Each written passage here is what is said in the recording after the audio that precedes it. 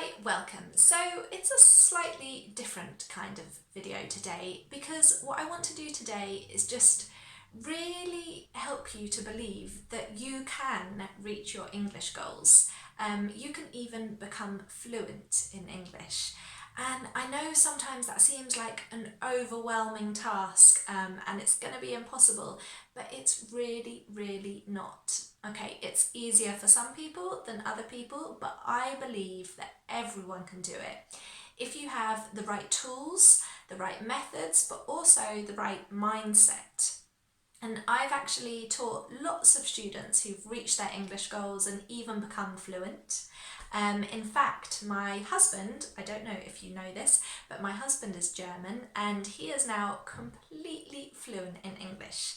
Yes, maybe it helps a little bit that his wife is an English teacher, but mainly he's done that on his own, just through using the right methods and the right mindset.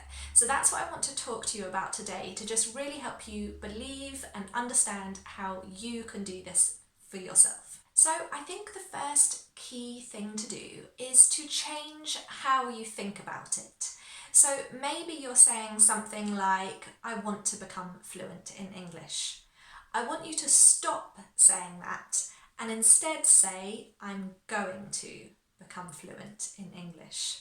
Okay, can you see the difference? This one's like a desire, a hope, but this one is an intention or a plan, okay? I'm going to become fluent in English. Can you just repeat that? Say it out loud, don't be embarrassed. I'm going to become fluent in English. And can you feel how that just kind of shifts in your body and you think, yeah, I can do it. So start saying that. That's the first thing to really believe that it's possible. But that strong intention obviously isn't enough.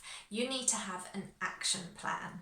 So there are two ways that you can do this, and definitely pick one of these ways depending on what type of person you are.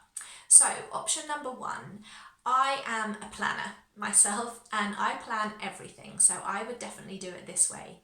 Choose a time during the week that's good for you and put on your calendar that you're going to spend an hour or 2 hours practicing English at that time. So it might be, for example, Tuesday evenings when your partner's out, or it might be Sunday mornings before the children wake up.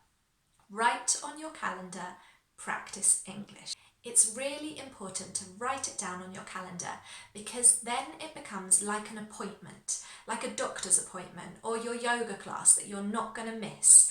And I find if I don't write it down, if I don't schedule it on the calendar, it's not going to happen. But maybe you're just not a planner and that's not the way you live and you don't even have a calendar. So option number two is to build it into your daily habits. So what I mean by that is every morning you might have your typical habits. I imagine you brush your teeth and have breakfast and have a shower. So in those habits, put 10 minutes of practicing English. Get up, brush your teeth, 10 minutes of practicing English, and then your breakfast. And you build it into your habits so it becomes like a daily routine. Does that make sense? So, two options: put it on your calendar for once or twice a week, or build it into your daily habits. And a lot of people say to me, but Nikki, I just don't have time to learn English. It actually doesn't take that long to improve. You can make progress quite quickly if you just focus on it. So if you're spending even 10 minutes a day on Facebook or scrolling through Instagram or watching Netflix, you have time to improve your English. You know that's true. And the final suggestion that I want to make is this goal of becoming fluent is just too big, really. So you need to break that down into steps. Little things that you're going to achieve along the way. Make it a journey, okay? And it's actually a really fun journey. And then what you must do is celebrate each time you take one of those steps. So say, for example, you watch a television program in English and you understand 80% of what the people are saying. Celebrate however you like to celebrate. A glass of wine, a piece of cake, just jumping up and down to your favourite song. What that does is conditions us to celebrate the wins and feel good when we achieve something, and that motivates us then to keep going. So just to recap my 3 pieces of advice for you. You're going to change the way you talk about your goal. I'm going to become fluent. You're going to build it into your weekly habits or your daily habits by using a calendar or making it part of your routine. And you're going to make the whole journey a positive experience by celebrating each step along the way.